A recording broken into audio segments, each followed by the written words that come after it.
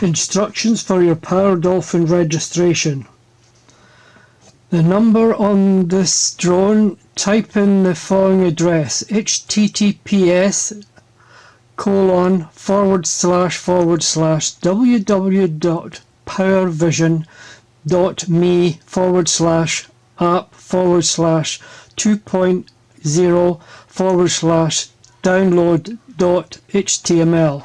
Once you've done that, they will send you request your email address. You type in your email address, they'll send you a 5-digit code. Once you've put in the 5-digit number, your drone should be able to properly be registered.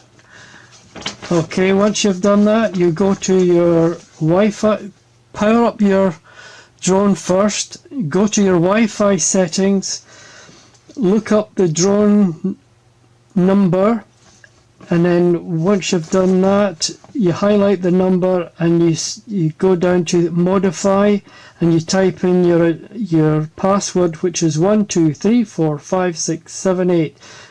Once you've done that, you now have complete control on your underwater drone. Thanks for watching.